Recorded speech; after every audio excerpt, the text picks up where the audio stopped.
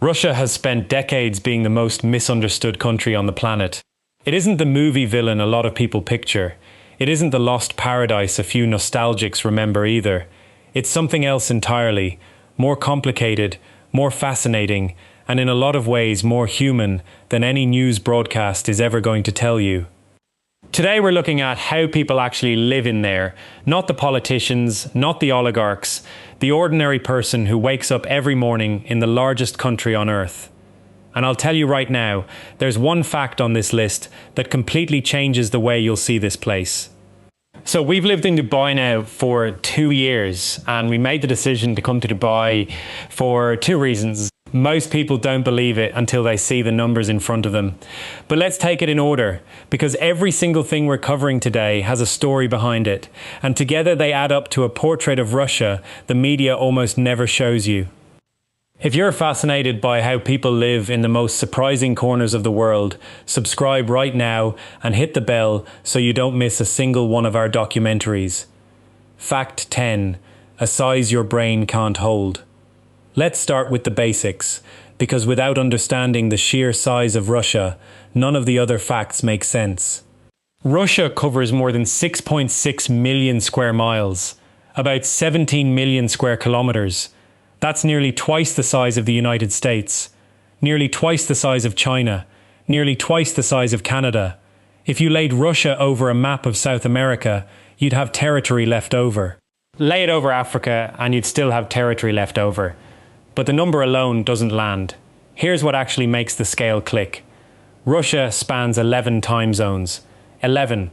When it's noon in Moscow, it's already 11 at night on the Kamchatka Peninsula, on the country's far eastern edge. 11 at night, same country. A workday in Moscow ends right as Kamchatka is going to sleep. A civil servant in the capital and a fisherman on the Pacific live under the same flag in two completely different days. To cross Russia end to end by train, you need 6 to 7 full days of travel without stopping. 6 days on a train just across your own country. The Trans-Siberian Railway, linking Moscow to Vladivostok on the Pacific, runs about 5,772 miles, roughly 9,300 kilometers, and it's the longest continuous train journey on Earth. Nothing else comes close. For comparison, New York to Los Angeles is about 2,800 miles. The Trans-Siberian is that trip, twice over and then some. The line passes through 87 cities, crosses 8 time zones, and runs through some of the harshest and simultaneously most beautiful landscapes on the planet. Endless steppe, Lake Baikal, Siberian taiga that simply does not end.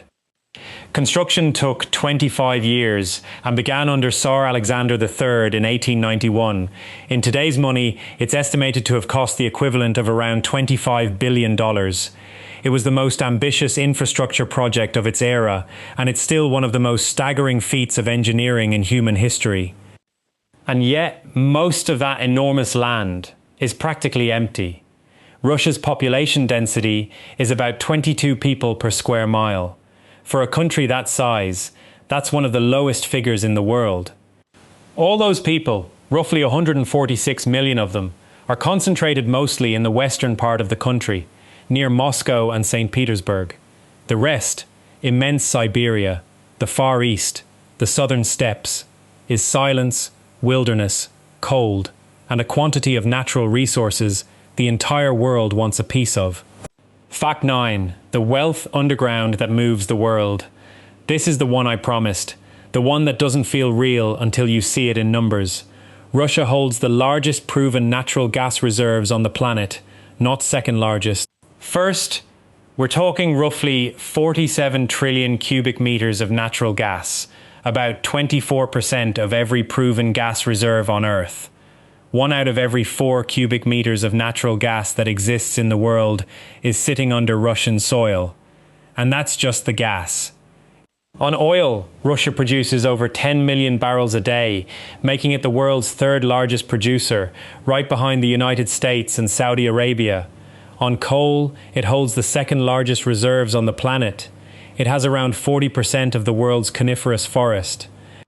More than half of Russia's territory is covered by the Siberian taiga, the largest coniferous forest that exists, larger than the Amazon rainforest.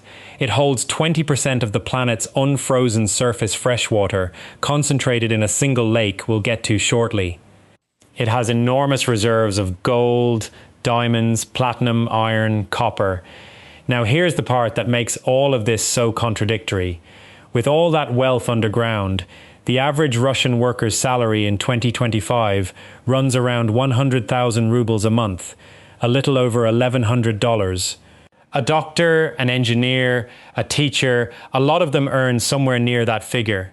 The gap between what's in the ground and what's in the ordinary person's pocket is one of the great contradictions of Russia, and it's one Russians themselves know about, argue about, and live with every single day. The Russian economy leans on those resources to an enormous degree. Energy exports have at times accounted for more than half of the federal budget. That means when oil prices go up, the state has money. When they drop, it doesn't. It's an economy that in many ways breathes to the rhythm of global energy markets, even after decades of government attempts to diversify it. Quick question: how long do you think Russia could keep going on its natural gas reserves at current consumption rates? The answer is over 100 years. So drop a comment and tell me what you make of that. Fact 8. The lake that doesn't look real. Speaking of freshwater, inside Russian territory sits Lake Baikal, and Baikal is simply one of the most extraordinary places on Earth. It's the deepest lake in the world. At its lowest point, it reaches over 5,300 feet, more than a mile straight down. To put that in perspective, if you dropped the Burj Khalifa in Dubai, the tallest building in the world at 2,717 feet, into Baikal, the entire tower would vanish under the surface, with more than half a mile of water still stacked on top of it. And the lake's average depth is nearly 2,400 feet. It's also the oldest lake in the world. It formed somewhere between 20 and 25 million years ago. When Baikal formed, the ancestors of modern humans didn't exist yet, and the lake is still there, still alive, still full. Baikal contains roughly 20% of all the unfrozen freshwater on the planet's surface, 20% of the world's supply in one lake. That's more water than all 5 of North America's Great Lakes combined. The water is so pure and so clear that in some spots you can see the bottom at 130 feet down. And living in that lake are around 1,700 species of plants and animals, more than half of which exist nowhere else on Earth. Among them, the Nerpa, the only true seal in the world that lives exclusively in freshwater. Nobody fully knows how the ancestors of those seals reached a lake hundreds of miles from the nearest ocean. So one of the mysteries Baikal is still keeping. UNESCO declared it a World Heritage Site in 1996. Russians don't call it the lake. They call it the sea, because when you're standing on the shore looking out, you can't see the far side. Baikal is nearly 400 miles long. All you see is water as far as your eyes go. Fact 7. Coal that bends metal. There's a place in Russia that makes any winter you've ever experienced look like a spring afternoon. It's called Oymyakon, and it's the coldest permanently inhabited place on Earth. Oymyakon is a village of roughly 500 people in northeastern Siberia, about 2,200 miles east of Moscow. In January, the average temperature is around -58 Fahrenheit, -50 Celsius. That's not the record, that's the average. The record came on February 6, 1933, when a temperature of -90 Fahrenheit was recorded, -67.8 Celsius, 90 degrees below zero. It's the lowest temperature ever measured in a permanently inhabited place in the Northern Hemisphere. So how do you live there? Start with the basics. Water thrown into the air freezes before it hits the ground. Phone batteries die in minutes. Cars don't get switched off all winter, because if you switch one off it won't start again. Drivers leave engines running for days straight. Digital thermometers just stop working because they're calibrated for temperatures Oymyakon considers mild. At one point, the village installed an electronic thermometer as a tourist attraction. It broke within days. The cold went past what it could measure. Water pipes are buried far below the surface to stop them freezing, and even then, some houses have no running water at all and use outdoor toilets. Outdoor toilets, at 60 below. Burials in winter are a whole operation because the ground is permanently frozen just inches down. The soil has to be heated for days before anyone can dig. And still, 500 people live there. They go to work, they take their kids to school. They do their shopping, they have routines. The name Oymyakon, ironically, means something close to water that doesn't freeze in the local language after a thermal spring in the area. In the village that carries that name, even alcohol can freeze solid. Could you live in that? Tell me in the comments. And if you're enjoying this documentary, hit that like button so more people can find these stories. Fact 6. Human capital the world envies. There's something about Russia that a lot of developed countries could genuinely envy, the way it educates its people. Russia's literacy rate is 99.7%, effectively universal. That puts it among the most educated populations on Earth. The Soviet education system was built with an obsession for mathematics, hard sciences, and engineering. That legacy is still here. Russian students consistently score above international averages in math and science. Russian mathematicians have taken more Fields medals, the mathematical equivalent of a Nobel Prize, than almost any other nation.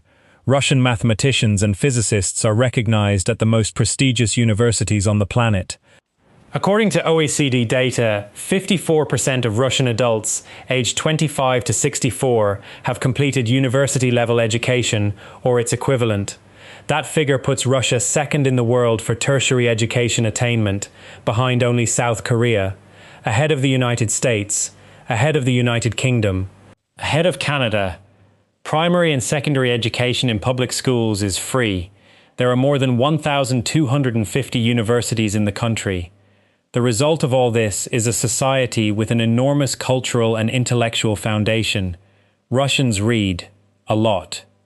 Russian literature, Tolstoy, Dostoevsky, Chekhov, Bulgakov, is woven into national identity in a way few literatures are anywhere else. Russian ballet, which the world knows through the Bolshoi, isn't purely an elite art form. It's something generations of Russians have watched, admired, and considered their own. Classical music, chess. Russia dominated the World Chess Championship for decades. All of it comes from the same deep respect for knowledge and intellectual talent. But that human capital coexists with an economy that hasn't always known what to do with it. Brain drain is a real phenomenon in Russia. Engineers, doctors, programmers trained in Russian universities who then move to wherever salaries are higher. It's a tension the country has been trying to solve for decades. If everything behind Russia that nobody told you is surprising you right now, subscribe to the channel. We're uploading documentaries like this every single day. Fact 5. The demographics that worry everyone. Russia has a serious demographic problem, and it's honest enough to admit it publicly. The population is shrinking. In 2025, it stood at roughly 146 million people, a figure that's been declining for years. The fertility rate is 1.36 children per woman, well below the 2.1 a population needs just to hold steady without immigration. This isn't a problem that appeared this year. It's been building for decades. But the most striking part of Russian demographics is the imbalance between men and women.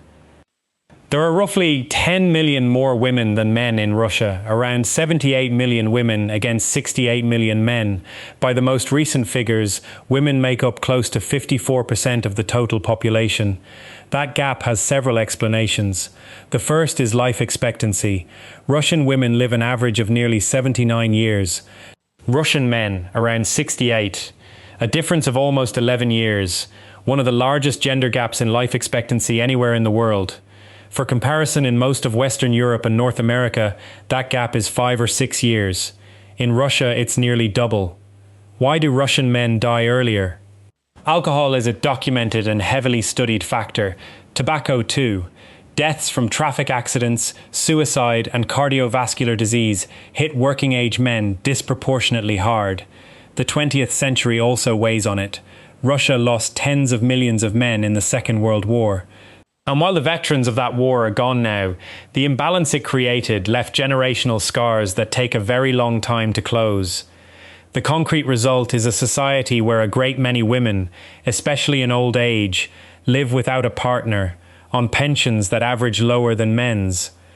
It's a social reality Russian families deal with directly, every day, and it shapes the culture and the family dynamics of the country.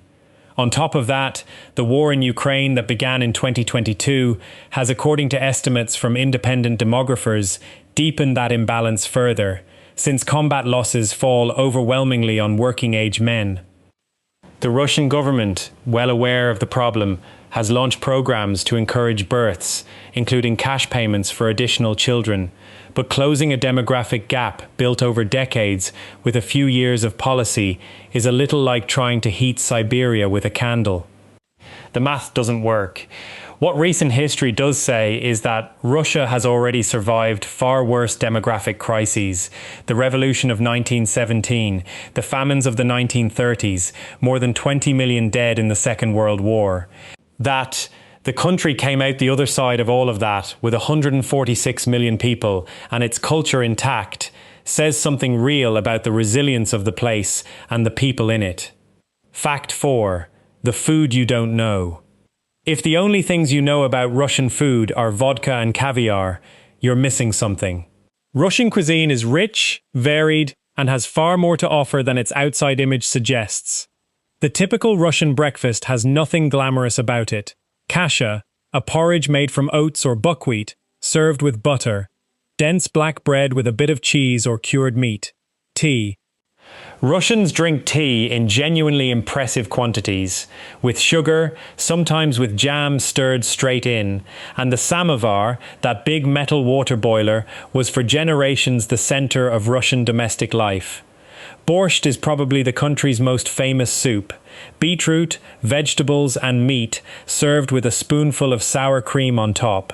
Thick, dark, substantial. Pelmeni are small meat-filled dumplings, the Russian answer to Italian ravioli, boiled and traditionally made in huge batches so there'd be food ready through the worst weeks of winter. Picture a family sitting around a table folding hundreds of them at once. Blini are a paper-thin pancake closer to a French crepe than an American one, eaten with honey, jam, smetana, that's sour cream, or with caviar on special occasions.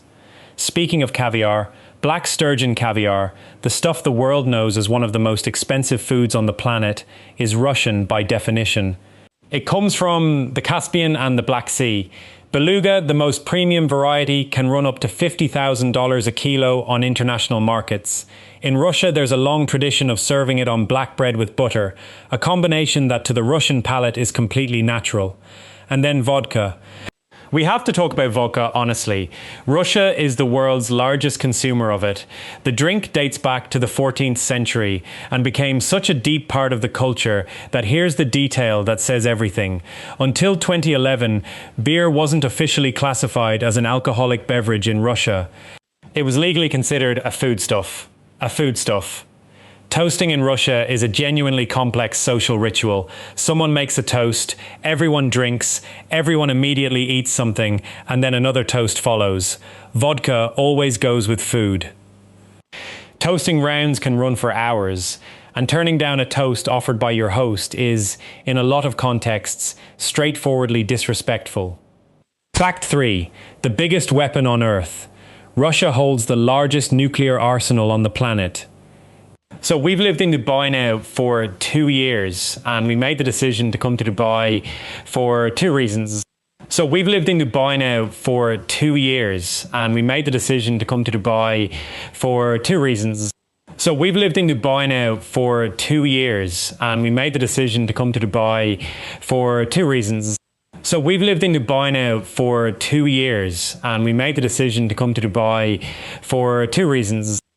The United States holds a comparable number, around 5,180 total warheads. Every other nuclear country on Earth combined doesn't come close to either figure. To understand what 5,460 warheads means, A single modern nuclear warhead has destructive power tens or hundreds of times greater than the bombs used in the Second World War. Hiroshima was destroyed by a bomb of roughly 15 kilotons. Many current Russian warheads are measured in megatons, thousands of times more powerful. This arsenal is central to how Russia sees itself in the world. Not as a mid-sized economic power, which, comparing its GDP to Europe's or China's, is in many respects what it is, but as a military superpower with a destructive capacity no other actor in the international system can afford to ignore. Russian geopolitics, its relationship with the West, its seat at every negotiating table, all of it runs through that one factor. Russia has spent the last 2 decades modernizing its missiles, its launch systems, its submarine capability, and according to the Pentagon's 2026 assessment, Russia possesses the largest nuclear arsenal in the world, one it continues to modernize and diversify. This military reality is, for better or worse, a core part of what Russia is in the 21st century. And if you've made it this far and you're still not subscribed, now's the moment. The last 2 facts are the most human and the most fascinating in this whole documentary. Fact 2. The traditions time couldn't erase. If there's one thing that defines Russians in daily life, it's the weight they give to tradition, ritual, and hospitality. Visiting a Russian home is something a lot of travelers describe as overwhelming, in the best possible sense. Turning up empty-handed is bad form. You bring something: wine, flowers, chocolates, anything. But flowers have their own protocol, always an odd number. Even-numbered bouquets are for funerals. Show up at someone's house with 6 roses and you've essentially arrived carrying grave flowers.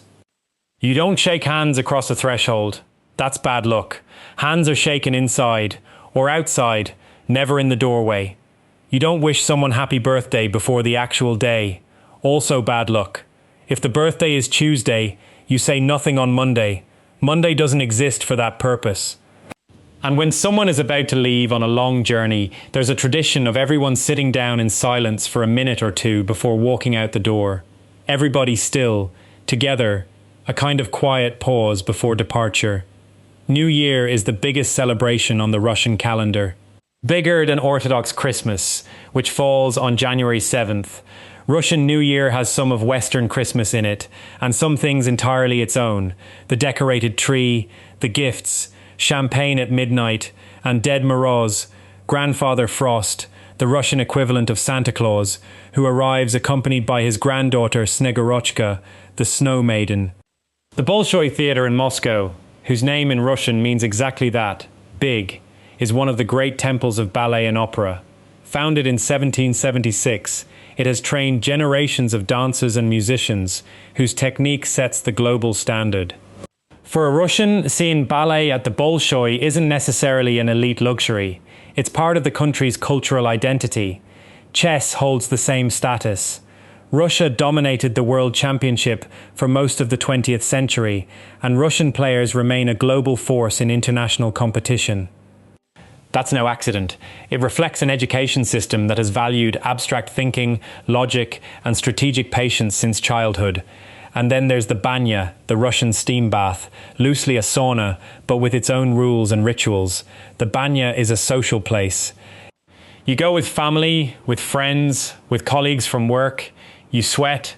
Someone lightly strikes your skin with bundles of damp birch branches, which stimulates circulation and fills the room with a fresh forest smell. Then you step outside and throw yourself into the snow or plunge into cold water. The banya isn't about hygiene, it's therapy, conversation, laughter, one of those traditions that in Russia goes past habit and turns into a way of being together. Fact 1. What people on the outside never see. And we arrive at the final fact. This one has no impressive number behind it. There's no Guinness record, no UN statistic backing it up directly. But it's maybe the most honest thing on this entire list, and the one that most changes how you see the country. Because everything before this is the shell. The size, the gas, the cold, the warheads. Inside that shell there are people. and those people in their daily lives don't live in the news cycle or in Kremlin speeches. Russia is a country where the ordinary experience of ordinary people doesn't fit in a headline. Someone living in Novosibirsk, the country's third largest city, sitting in the middle of Siberia, has a life that looks nothing like what Western media or any simplified narrative describes. They go to work. They take their kids to school. They worry about the price of bread, the price of medicine, about a salary that grew in nominal terms while inflation eats it from the edges. The average income in Russia, in a country with all of that underneath it, works out to a little over $1,100 a month before tax. People live on it. In many cities and towns, the cost of living is considerably lower than in Western Europe or North America. But wealth doesn't accumulate easily. The gap between the oligarchs, the businessmen tied to power, and the average citizen is enormous and visible. It's not a secret. Russians know it and they talk about it. At the same time, there's something in Russian culture that's hard to name from the outside. Russians, broadly, carry a tolerance for hardship and adversity with very deep historical roots. Centuries of extreme winters, wars, revolutions, famines, abrupt changes of economic system. All of it has forged a collective character that isn't resignation exactly, more a kind of pragmatism in the face of difficulty. There's an informal Russian expression, "как-нибудь," roughly, somehow it'll work out, or we'll find a way. It isn't easy optimism. It's closer to a conviction that the problem, however large, will eventually get gone around. The relationship Russians have with their own country is contradictory in ways that are genuinely fascinating. Plenty of them criticize the government with total frankness in private conversation. At the same time, they feel real pride in the history, the territory, the culture, the scientific and artistic achievements of their country. The two don't cancel each other out. You can complain about the bureaucracy and simultaneously feel part of something enormous and historic. That tension between everyday dissatisfaction and deep cultural pride is probably what defines the ordinary Russian better than any statistic ever could. Close, Russia has 11 time zones, the deepest lake on the planet, the largest nuclear arsenal in the world, the most extreme cold anyone permanently lives in, a literature that changed history, and an average salary that reflects none of it. It's a country of monumental contradictions that will take generations to fully understand, if it's ever fully understood at all. That's Russia seen from the inside. Not from the palaces of the Kremlin, not from sanctions and press releases, from the kitchen table where someone drinks their morning tea before heading out to work at 14 degrees Fahrenheit. That's the Russia almost nobody knows. The one that doesn't appear in geopolitical analysis or war headlines. The one that has neighbours, that has debts, that has photos of grandmother on the wall, that has a favourite song it plays when nobody's around. That waits for summer, because summer is short and you have to make it count. The one that organises endless gatherings around a table loaded with food, because that table is where life actually happens. Russia isn't easy to understand. It also doesn't deserve for us to stop trying.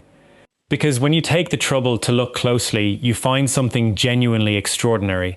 An old, complex, contradictory people who have survived nearly everything history could throw at them, and who are still here, with their tea, their vodka, their banya, and their own particular way of facing down the world.